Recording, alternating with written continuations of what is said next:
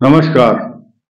कन्या लग्न और तुला राशि पर चर्चा करेंगे अगले 5-6 मिनट, और साथ में वर्तमान गोचर के साथ साथ महादशाओं का वर्णन आपको जानना बहुत आवश्यक है, क्योंकि कुछ लोगों को भ्रांति होती है कि किस लगन को देखें, किस राशि को देखें, या कौन सी दशा शुभ रहेगी या अशुभ रहेगी। पूरे विश्व के लोगों की डिमांड पर ये बात हमें बतानी आवश्यक है, क्योंकि बहुत लोगों के रिक्वेस्ट फोन आए हैं दूसरे देशों से भी, और भारत के नॉर्थ ईस्ट और साउथ इंडिया से, और पूरे अन्य अलग अलग प्रदेशों से। तो आइए शुरू करते हैं। नंबर 1,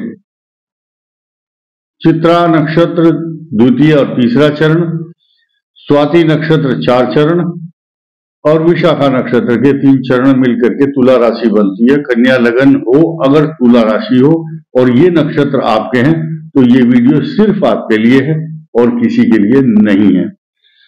इसके अलावा तुला राशि जिसकी भी होगी उसके लिए तो इफेक्टेड होगा ही होगा।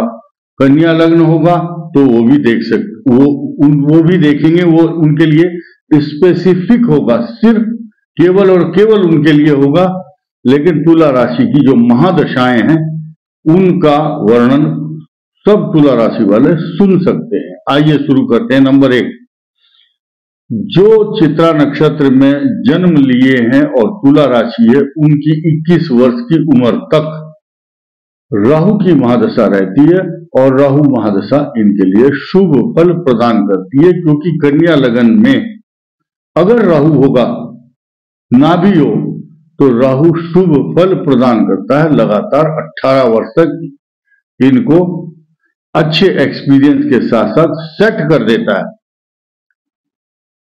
फिर आई 21 से 37 साल तक, 37 साल की उम्र तक आपकी बृहस्पति की दशा आपके लिए शुभ फल देगी लग्न के अनुसार, क्योंकि बृहस्पति कारक होगा। बृहस्पति तुला लग्न के लिए कारक नहीं होता, लेकिन यहां पर भले ही आपकी तुला राशि है, लेकिन आपके लिए कारक बनेगा, क्योंकि चतुर्थ और सप्तम भाव का स्वामी यहां गुरु है।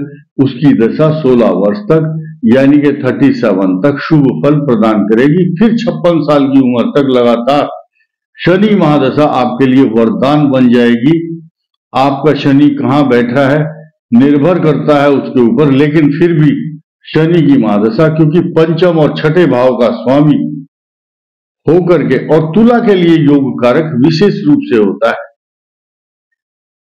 चतुर्थ और पंचम भाव का स्वामी शनि आपके लिए वरदान बन जाता है। आज की तारीख में तुला राशि पर इस समय गोचर को देखते हुए पंचम भाव में सूर्य और शनि, और चतुर्थ में मंगल क्लेश कारक बना हुआ है, लेकिन भूमि भवन वाहन सवारी प्रॉपर्टी जायदाद सब कुछ देगा। संतान के प्रति चिंता भी कराएगा, और दाम्पत्य जीवन को बहुत अच्छे से हस्बैंड वाइफ को बहुत तरीके से सौहार्दपूर्ण तरीके से लेकर के चलना आप सबकी जिम्मेदारी है, क्योंकि 18 जून 2025 तक राहु केतु दोनों कष्टकारक बने रहेंगे कन्या लग्न के लिए। तुला राशि की हम बात कर रहे थे, फिर जो दशा चलेगी शनि की 19 साल की, यानी कि 21 तक राहु, 37 तक बृहस्पति, 56 तक शनि, और उसके बाद 73 इयर्स तक बुध की महादशा आपके लिए वरदान बनेगी। कारण क्या है कि आपके लग्न और दशम भाव का स्वामी बुध, और तुला राशि के लिए भाग्य स्थान का स्वामी, जब चंद्र कुंडली बनाते हैं उसको हमने कैलकुलेट कर लिया पहले से ही। बुध की दशा शुभ, फिर केतु और शुक्र भी शुभ दशा मानी जाती है। उसके बाद राहु का जो नक्षत्र है स्वाति, अब इस पर आते हैं।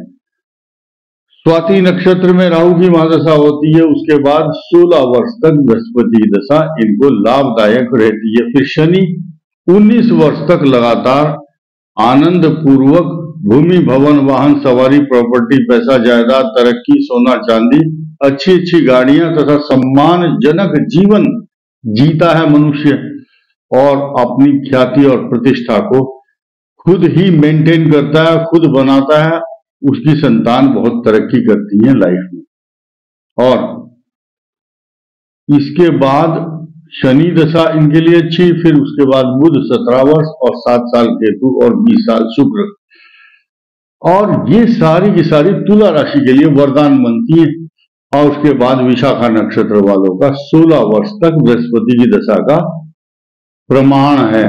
कितने साल रही अलग मैटर है, लेकिन युवा अवस्था में अब तुला राशि वाले जो यंग जनरेशन है उनकी इस समय शनि की महादशा चल रही है और ये 35 साल की उम्र से पहले खत्म हो जाएगी। आपके लिए शुभ फल प्रदान करने वाली दशा रहेगी।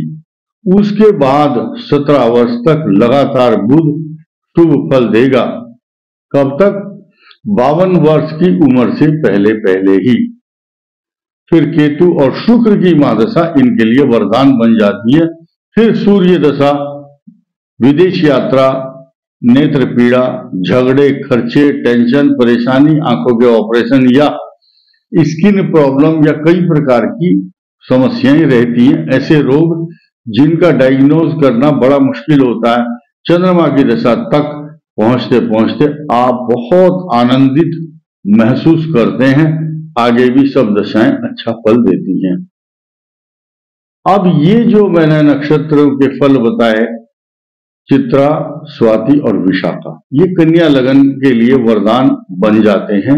और तुला राशि तो विशेष रूप से, क्योंकि बहुत ही भाग्यशाली राशि है। और कन्या लगन में चूंकि दूसरे भाव में, सेकंड हाउस में चंद्रमा, और वो कहां का स्वामी है? लाभ स्थान का। शास्त्र कहता है कि विख्यात धनी होते हैं ऐसे व्यक्ति, क्योंकि यहाँ कॉम्बिनेशन किसका? इनकम हाउस का धन स्थान के साथ कमा करके बैलेंस, बैंक बैलेंस अच्छा करता है आदमी और सुलझा हुआ आदमी होता है, विवेकपूर्ण कार्य करता है, सोच समझ करके कार्य करता है, इसमें कोई संदेह नहीं है। और इनका भाग्य जन्म से ही अच्छा माना जाता है। तो ये मैंने आपको गोचर भी बताया और गोचर के साथ साथ महादशा। तो इस अनुसार आप अपनी राशि को इस ग्रह के साथ कोरिलेट कर सकते हैं। इसी के साथ साथ आप देखेंगे वर्तमान गोचर को बृहस्पति के साथ जोड़ो। कैसे जोड़ेंगे?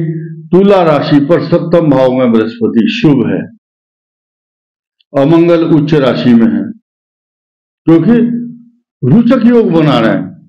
और कन्या लग्न के लिए अब आने वाला जो समय होगा, बृहस्पति आपके दोनों हाथों में लड्डू है।